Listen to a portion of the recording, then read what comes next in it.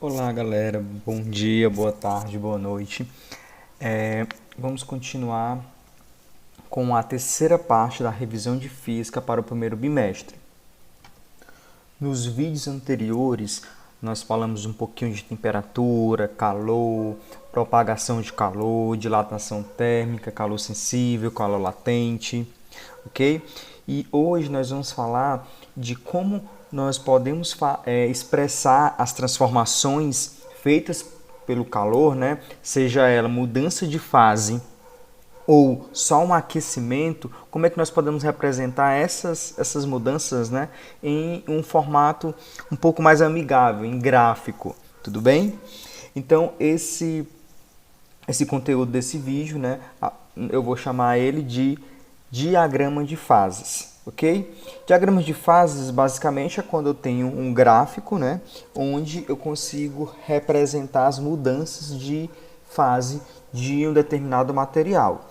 Só que nós nessa aula nós vamos fazer diagramas de fase e também nós vamos fazer um diagrama de aquecimento, tudo bem?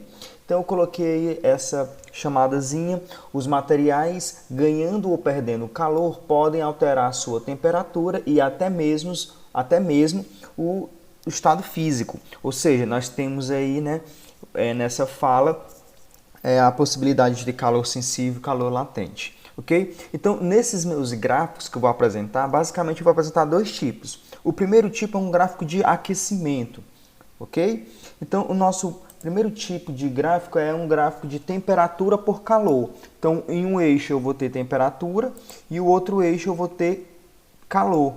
E aí eu posso estar ganhando calor ou estar perdendo calor. Então, bora lá.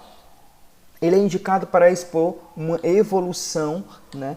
Evolução de ganho ou perda de calor, ok? Exemplo, uma água, ela saindo do estado sólido, ela indo para o estado líquido e para o estado gasoso. E aí você vê a evolução da temperatura à medida que ela vai ganhando calor. E nosso gráfico seria assim, ok? Então eu coloquei esse gráfico aqui, é um gráfico de água, a pressão do mar, né? De 1 atm, pressão normal. Nós já sabemos que a pressão influencia sim a temperatura de fusão e ebulição. Então nós temos aqui, ó, menos 20 graus Celsius. Menos 20 graus Celsius a água está aqui no estado sólido, gelo. Então, ela vai aumentando a temperatura até a temperatura zero. Só que para aumentar a temperatura, ela recebeu uma quantidade certa de calor, ok? E aí temos a parte de fusão. Durante a fusão não há mudança de temperatura. Depois ela se torna água líquida, como nós conhecemos. Posteriormente, a vaporização, aqui pode ser ebulição, evaporação, ok? Nota que também na vaporização nós não temos mudança de temperatura, mas temos sim um ganho aqui de calor, ok? Então, o primeiro gráfico é esse. E esse gráfico também nós podemos usar para um fenômeno muito bacana, que é um fenômeno de sobrefusão. Eu passei esse fenômeno para vocês em atividade. O gráfico de sobrefusão é este gráfico aqui, ok? Então, nota que de A até B eu estou tendo um resfriamento, a temperatura está diminuindo. E aqui nesse ponto B atingiu essa temperatura de solidificação. Se for a água, essa temperatura aí é o 0 graus Celsius, ok? Porém, não teve uma mudança de estado, continuou resfriando. Como é que eu sei que não mudou de estado? Porque na mudança de estado, eu tenho esse perfil aqui, ó, um perfil que a temperatura não muda. E aqui não, ó, é um perfil diferente, ou seja, de A até B resfriando, de B até C resfriando também. Quando chega aqui em C, ocorre uma mudança repentina, né? Essa mudança repentina é o que nós chamamos de sobrefusão. A água ou qualquer outro líquido, cerveja, refrigerante, estava em uma temperatura abaixo do ponto de fusão, só que não estava em sólido, estava em líquido. E aí, de repente, ela sobe de temperatura, ela aquece, vai para essa temperatura de solidificação, de fusão, né? E se torna sólido.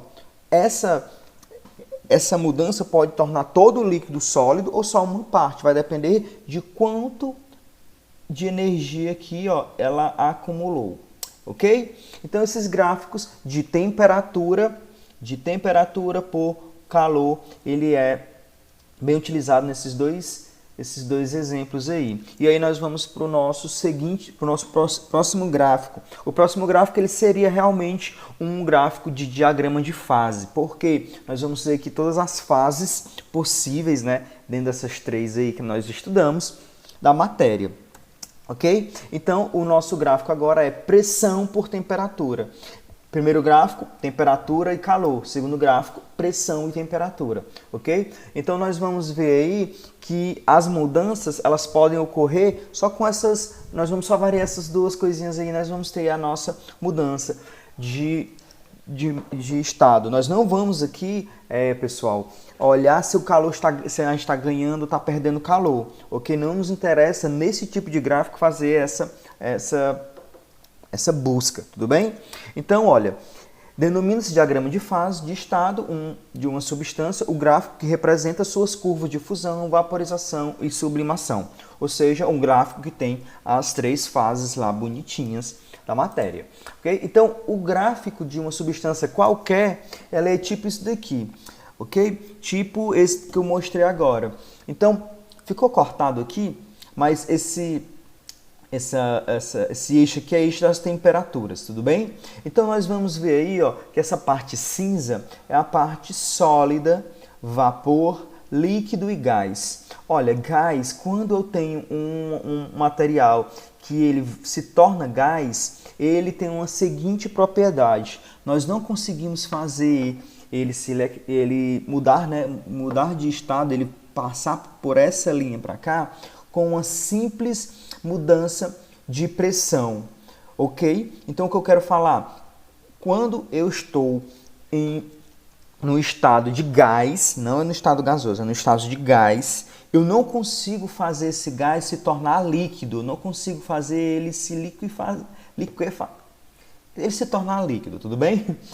Eu não consigo fazer isso se eu manter a temperatura constante. Então, aquele gás de cozinha, né, que é o gás liquefeito de petróleo, aquilo dali é meio que errado, não é? Porque eu sei que gás ele não vai se tornar líquido por uma transformação a temperatura constante.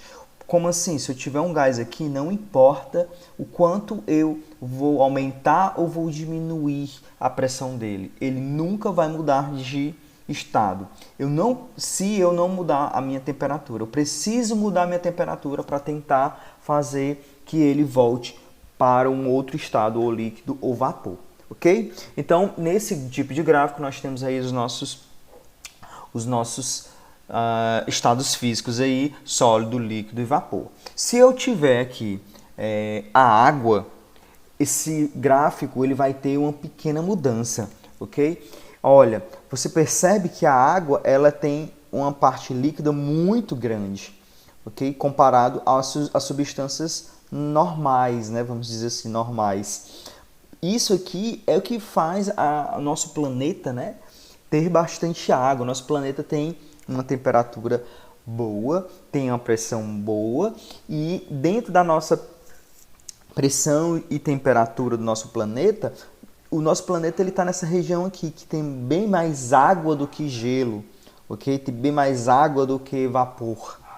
Ok? Então a água ela tem esse comportamento, ele é um diagrama anômalo, né? Ele não é normal, ok? Tudo bem? Então, basicamente era isso que eu tinha para falar sobre os diagramas de fase. Existem esses dois tipos. Quando a questão colocar ou eu colocar, né, para vocês aí analisarem esse tipo de gráfico aqui, temperatura por calor, provavelmente vai ter calor latente, calor sensível, e quando eu estiver colocando esse tipo de gráfico aqui de P sobre T, né, de pressão e temperatura, o que eu quero analisar aí quais são as fases que está dentro desse meu contexto, ok? Então nós vamos fazer algumas questõezinhas aí, só para relembrar ali os dois vídeos anteriores, ok? Então, bora lá para a quarta questão, questão de propagação de calor. A quarta questão diz o seguinte, uma garrafa e uma lata de refrigerante permanecem durante vários dias em uma geladeira. Quando pegamos a garrafa e a lata com as mãos desprotegidas para retirá-las da geladeira, temos a impressão de que a lata está mais fria do que a garrafa. Isso é explicado pelo fato de...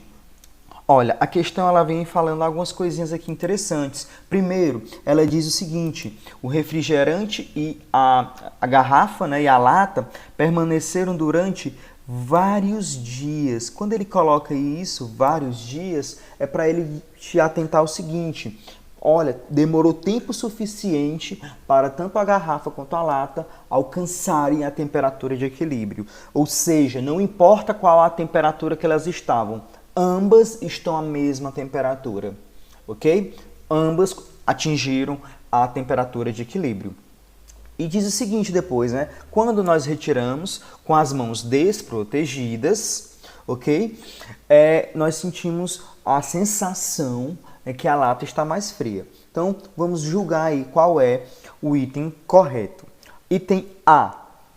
A temperatura do refrigerante na lata ser diferente da temperatura de refrigerante da garrafa. Não, isso está errado. Mais uma vez, o fato dos dois recipientes estarem há vários dias faz com que os dois recipientes estejam à mesma temperatura. B. A capacidade térmica do refrigerante na lata ser diferente da capacidade térmica do refrigerante na garrafa. Capacidade térmica, pessoal, é a quantidade de calor que o material deve ganhar para mudar de temperatura. Lembra só o seguinte, ambos estão na mesma temperatura, ok? Então, isso não vai explicar por que eu sinto uma mais fria do que a outra. Não é isso, não é capacidade térmica. Eu não vou nem analisar se essa sentença está correta. Só pelo fato de falar sobre a capacidade térmica, nós podemos eliminar, ok? O calor específico dos dois recipientes ser diferente. De fato, a garrafa provavelmente é uma garrafa de vidro ou uma garrafa de plástico. E a lata provavelmente é de alumínio ou de aço, é um metal. Então, certamente o calor específico de um metal e de um plástico é diferente. Mas isso ainda não explica a sensação térmica, ok? Item D. O coeficiente de dilatação térmica dos dois recipientes ser diferente. Isso está correto também. Os coeficientes de dilatação, tanto do plástico quanto da lata, são diferentes, mas não explica. Entenda o seguinte, olha, quando ele fala o seguinte, ó, isso é explicado, ou seja, o item tem que estar correto e tem que servir de explicação, tudo bem? Então, nós ficamos com a letra E, não é? Ó, a condutividade térmica dos recipientes ser diferente. Ok, o metal conduz a energia térmica diferente de um plástico, de um vidro, tudo bem? Então, o nosso item correto é o item E. Vamos lá para a nossa próxima questão, questão 5. Questão 5 é uma questão de somatório. Eu gosto muito de colocar essas questões de somatório, vocês já perceberam, não é isso? E aí, ele quer que você identifique as opções verdadeiras e depois você irá somar, né? Então, dê como resposta a soma desses números aqui das verdadeiras. Ok? Então, primeira coisa que eu vou fazer, eu já vou colocar os itens corretos e os itens errados. Vamos lá para o nosso primeiro item. Um balde de isopor mantém um refrigerante gelado porque impede a saída do frio. Pessoal, nessas aulas que nós tivemos aí, nessas 3 últimas aulinhas aí, nós sabemos que o que se move aí é o calor. Sensação de frio é quando você está perdendo o calor, ok? Então, o balde gelado é porque impede a saída do frio? Não, o frio não sai não. Quem sai ou quem entra é calor, beleza? Então, o item 1 é um item errado. Então, vou colocar aqui no localzinho dos itens errados. Bora lá, item 2. A temperatura de uma escova de dente é maior do que a temperatura da água da pia. Mergulhando-se a escova na água, ocorrerá uma transferência de calor da escova para a água. Se isso estiver correto, quer dizer que a escova está a temperatura maior. E é isso que ele fala? Sim, ele fala que a escova de dentes, a temperatura maior do que a temperatura da água da pia. Se a escova de dente está com a temperatura maior, então o calor deve sair da escova para a água. Então isso aqui é um item correto. Então vamos lá colocar ele no item correto. 4. Se tivermos a sensação de frio ao tocar um objeto com a mão, isso significa que o objeto está a uma temperatura inferior da nossa. Sim, exatamente, ok? A sensação de frio é quando você dá calor para o meio, ou quando você dá calor para uma colher, para uma lata, e aí você sente que aquela lata está fria, ok? Então, esse item é o item correto. Se tivermos a sensação de frio ao tocar um objeto com a mão, isso significa que o objeto está a uma temperatura inferior do que a nossa. Ok, então item 8. Um copo de refrigerante gelado, pousado numa mesa no típico dia de verão, recebe calor do meio ambiente até ser atingido o equilíbrio térmico. O copo está gelado, temperatura baixa. O ambiente está com uma temperatura mais elevada. Então, o ambiente vai dar calor para o copo, não é isso? Então, um copo de refrigerante gelado pousado sobre a mesa, ele recebe calor? Sim, recebe. Item 8 é um item correto. Item 16. O agasalho que usamos em dias frios, ou quando vocês estão aí na sala de aula, para nos mantermos aquecidos, é um bom condutor de calor. Ora, se ele fosse um bom condutor de calor, e sabemos que o frio é a ausência de calor, então os nossos agasalhos eles não serviriam para nos proteger do frio.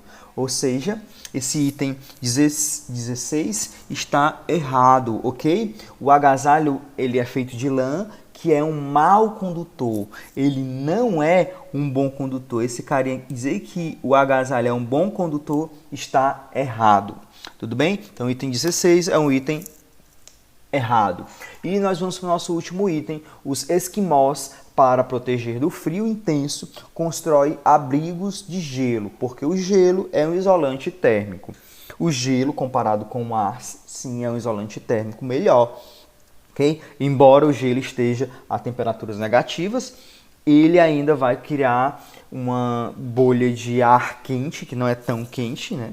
Mas é bem mais quente do que o ar que está fora do lado dos iglus que os esquimós constroem.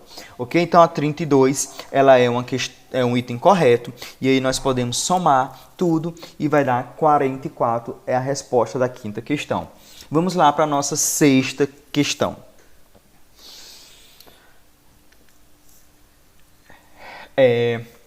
Em um recipiente adiabático de capacidade térmica desprezível, são colocados 400 gramas de água a 10 graus Celsius e 200 gramas de gelo a menos 15 graus Celsius. Se após algum tempo estabelecido o equilíbrio térmico, introduzimos nesse recipiente um termômetro ideal, que temperatura ele irá registrar? Então, bora lá. Primeira coisa, um recipiente adiabático é um recipiente isolante, né? Ou seja, tudo que está ali dentro não troca calor com o meio, ok? Quando eu falar em recipiente transformação adiabática, é quando não existe troca de calor, tudo bem? Então ele está isolado perfeitamente. Ou seja, as trocas de calor vai ser do carinha que está com a temperatura mais alta com o carinha que está a temperatura mais baixa e somente, ok? Então, quando eu calcular os calores, uns vai ser positivo, outros vai ser negativos, eu vou somar tudo, deu zero, quer dizer que está tudo em equilíbrio, ok? Então, eu tenho aqui gelo mais água, que vai dar o quê? Gelo mais água, que vai dar o quê? Pode dar uma água bem gelada, né? Mais gelada do que ela já está. Eu posso ter gelo mais água, basicamente, eu posso ter isso. E basicamente é isso, né? É muito pouco provável que essa água aí ela vai se tornar gelo. Eu tenho um pouco de gelo e a temperatura do gelo também não está tão alta assim, tão baixa, né? Tão alta negativamente. Ok? Então nós vamos separar essa questão em 3 passos, basicamente. Então bora fazer ela. Olha, vamos pensar o seguinte, o gelo ele pode derreter, não é isso? Então nós vamos colocar o derretimento do gelo em 2 passos. Primeiro, quando o gelo sai de menos 15 e vai para, coloquei para 0 graus Celsius, tudo bem? Então primeiro passo, o gelo a menos 15 para gelo de 0 graus Celsius. Esse é o nosso primeiro passo. O nosso segundo passo seria o derretimento do gelo. O gelo só vai derreter a 0 graus Celsius, que é a temperatura de fusão.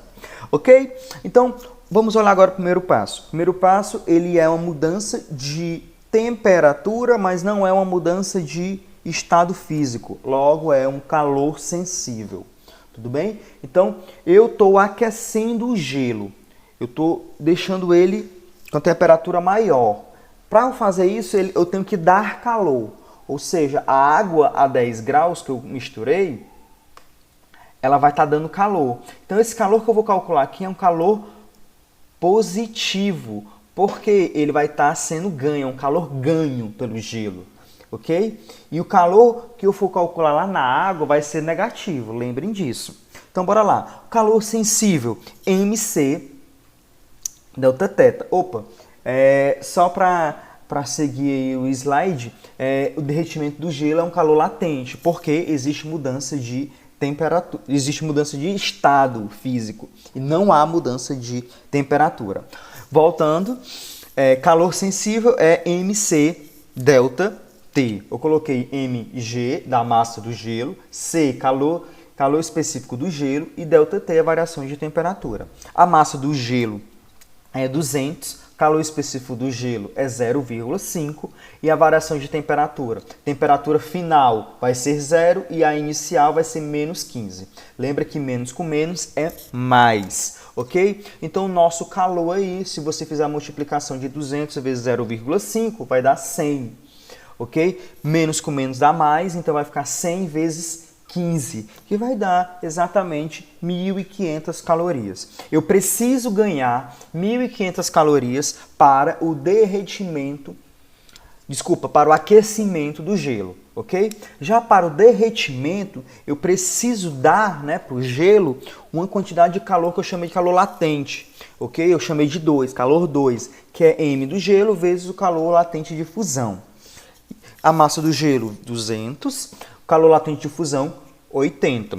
200 vezes 80 dá 16.000 calorias. Ou seja, para eu transformar todo o gelo em água, eu preciso fornecer a quantidade de gelo, 16.000 calorias para derretimento, mais 1.500 para aquecer o gelo até 0 graus. Ok? Então, esses valores aí são positivos, porque, mais uma vez, porque o gelo está ganhando calor, ganhando energia. Agora vamos olhar para a água. A água, a única coisa que ela pode fazer é resfriar, ok? Então, nosso primeiro ponto, nós vamos resfriar a água até 0 graus Celsius. E aí, se eu estou resfriando a água ela vai estar perdendo calor. E esse calor que ela está perdendo está indo para o gelo. Tudo bem? E aí, o seguinte, se eu estou só resfriando a água, eu não estou mudando de fase, isso é um calor sensível. E calor sensível nós já sabemos qual é a equação. É MC delta T. Chamei de calor 3, MA, que é a massa da água, C de A é o calor específico da água. Massa da água 400, calor específico da água 1. E aí meu delta T vai ser a temperatura final que eu quero, que vai ser 0, menos a temperatura inicial, que é 10, ok? Que é quando ela começou ao nosso processo, ok? Então, bora lá. Fazendo aí as continhas, 400 vezes 1 é 400, 400 vezes 1 é 400, vezes 10. Olha, o menos que tem aqui eu só coloquei para frente, ok? 400 vezes 10 dá 4.000 calorias. Ou seja, para eu resfriar a água, eu preciso perder 4.000 calorias. Opa! você já pode pensar, para eu aquecer o gelo, eu preciso ganhar esse menos 4.000. Pode vir para cá? Sim. E se você fizer a continha, você vai ver aí que vai estar sobrando 2.500 calorias. Essas 2.500 calorias que vai estar sobrando do que ele perdeu e do que ele ganhou, vai servir para o derretimento do gelo. Aí você pensa o seguinte, professor, mas para ele derreter o gelo, ele precisa de 16.000. E tu só tem de sobra 2.500. Então quer dizer que o calor liberado pela água não é suficiente para derreter toda a massa de gelo. Logo, no equilíbrio, teremos uma mistura de gelo mais água. Se eu tenho essa mistura de gelo mais água, a temperatura de equilíbrio é 0 graus Celsius. Ok? Então vamos lá para a nossa última questão dessa nossa revisão. Diagrama de fases. Os experimentos realizados com água levam à construção de diagramas de estado representado na figura a seguir, que não foi feita com escala correta. Ok? Então nós temos aí o nosso diagrama e aí vamos continuar a leitura da questão. Nesse gráfico podemos observar as curvas de fusão, solidificação, linha divisória entre os estados sólido e líquido, da vaporização e liquefação, linha divisória entre os estados líquidos e vapor, e da sublimação e ressublimação, linha divisória entre os estados sólido e vapor. Encontramos ainda o ponto triplo, ponto de equilíbrio dos estados sólido, líquido e gasoso, e a temperatura crítica, acima da qual o vapor torna gás. Podemos afirmar que, item A, no ponto A encontramos água nos estados líquido e gasoso. Para responder se esse item está correto ou não, vamos analisar os pontos aí de A, B, C, D e E, né? Tem F também. Bora lá. O ponto A. Será que o ponto A está em um local que tem líquido e gasoso? Né? Se nós olharmos um pouquinho atrás do vídeo, você vai ver um diagrama de fase aí, que mostra que nessa região acima do A, nessa região aqui, ó, acima do A, nós temos água líquida. Aqui nós temos água sólida. Então o A ele é líquido, ok, e sólido. O gasoso é aqui, ó, no item C. Tudo bem? Então esse item é errado. No ponto A, nesse ponto A aqui, ó, é a nossa curva de fusão, ok? Então no ponto A não temos o estado gasoso, é estado líquido e sólido, ok? Então esse item A ele é mentiroso, não marca o item A. Vamos lá para o nosso item B. No ponto B, então vamos lá logo para o ponto B, vamos analisar o ponto B. O ponto B, ele está aqui em uma curva, onde separa o líquido do vapor, ok? Líquido do vapor. Tudo bem? Olha, a temperatura é 100 graus Celsius. Ou seja, essa temperatura aqui, esse aqui é o ponto de fusão da água. Ok? Desculpa, é o ponto de ebulição da água. Aqui a água está fervendo. Então eu tenho água e vapor. Diz aqui que encontramos água no estado sólido? Não, não encontramos água no estado sólido. Líquido e gasoso. O ponto B está, o item B está errado. O ponto B é uma curva, né? Uma curva de vaporização. Sem esse S aqui, é a curva de vaporização. Ok? E vamos para o item C. No ponto C, ora, no ponto C eu já falei. No ponto C ele é um estado de vapor, ok? Vapor. No ponto C, encontramos água no estágio líquido. Errado. Beleza? No ponto C, a água está aí no estado de vapor. O item D fala no ponto D. Olha, o ponto D é um ponto que reúne, né, as três curvas. Então, nós chamamos isso de ponto triplo. Ok? A água se encontra tanto em sólido, líquido e gasoso. O item D diz, no ponto D, a água encontra-se apenas no estado gasoso. Mentira! Se encontra no estado gasoso, líquido e sólido. Então só resta o item E como verdade. No ponto E, encontramos gelo e água. No ponto E, separa gelo e água. Desculpa. No ponto E, encontramos gelo e água no estado vapor. Agora sim, né? A leitura ficou correta. Sim, nesse ponto aqui que eu estou, encontramos sólido. Aqui, líquido. Aqui, vapor. Então, o E separa o sólido do vapor. Ok? Então, está correto. No ponto E, encontramos gelo, sólido, e água no estado vapor. Ok. Item E é o nosso item correto. Ok? Tranquilo? Então, vamos marcar aqui o nosso item correto. Galera, chegamos ao fim dessa revisão bem longa. Esse vídeo foi bem longo, prometi que ia ser longo por conta da quantidade de questões. Guarda esse vídeo aí, coloca nos seus favoritos, porque quando nós retornarmos para as aulas presenciais, nós vamos ter uma provinha desse conteúdo do primeiro bimestre, e eu já vou começar a passar, né, agora em junho, a matéria do segundo bimestre. Nós estamos um pouquinho atrasados, demorei bastante para passar a atividade, porque eu sei da dificuldade de vocês em estudarem sozinhos, né, praticamente. Qualquer dúvida, me procure no WhatsApp, me procure no e-mail, e que a gente pode ver uma possibilidade de fazer aulas online para as dúvidas forem aparecendo e a gente retirar as dúvidas instantaneamente. Tchau, tchau, se cuidem, fiquem com Deus.